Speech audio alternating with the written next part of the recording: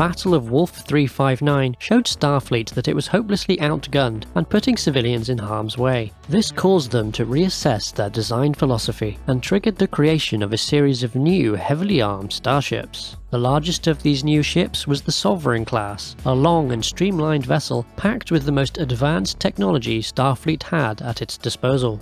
After the destruction of the Galaxy-class 1701D, one was assigned the name Enterprise. As part of a general shift in Starfleet culture, there were no civilian families on board the Enterprise E, as they had proven to be at risk of unacceptable loss of life. Despite the significant military overtones in its design, the Sovereign class still had a number of scientific laboratories and conference rooms. In order to play to the crew's strengths, the Enterprise was kept away from the Dominion War and was instead used for diplomatic efforts.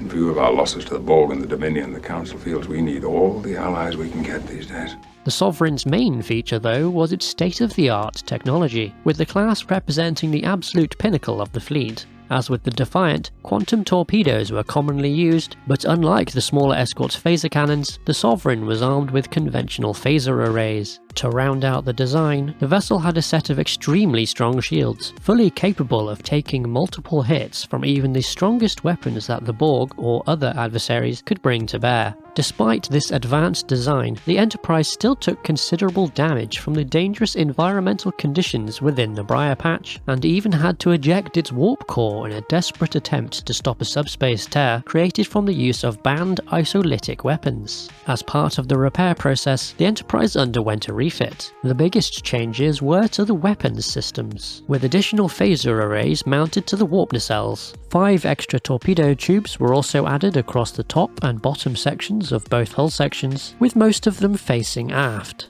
The hull surrounding the shuttle bay on the saucer section was also slightly altered, refining the smooth lines of the ship.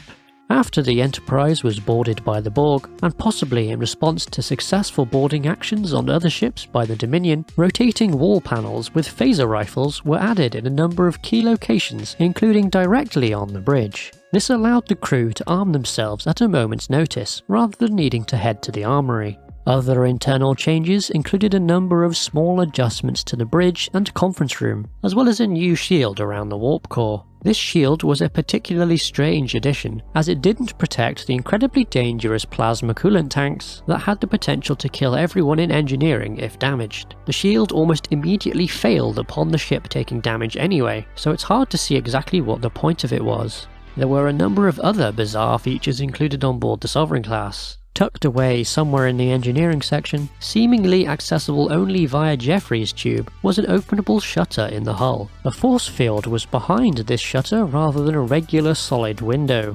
What possible purpose could this room have served? It couldn't have been for moving cargo, because there was nowhere beyond the room for items to go, and there were 2 shuttle bays and a number of transporters to transfer cargo instead. It also couldn't have been an EVA airlock, as those had a completely different appearance. Given that the vessel was multi-role and could be used for scientific missions, this room may have been housing for remotely operated scientific equipment that needed easy access to vacuum.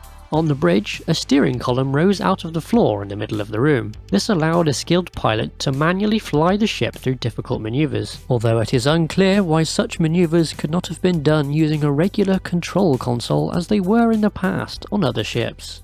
Finally, the Enterprise E was even capable of time travel with minor modifications. I've reconfigured our warp field to match the chronometric readings of the Borg sphere. However, this is more likely to be a one-off situation, and only possible due to the temporal vortex previously created by the Borg in their attempts to assimilate Earth. Despite being the most sophisticated vessel put into service by Starfleet up to that point, the Sovereign represented a step back in the culture and doctrine of the Federation. External pressure from the Borg and the Dominion began the long process of deterioration by forcing Starfleet to militarize. The loss of the Enterprise D, the flagship of the entire Federation, and its subsequent replacement by such a heavily armed vessel like the Sovereign class, was emblematic of this shift in the zeitgeist of the Federation. If you enjoyed this video, please leave a like and consider subscribing for more. Thanks!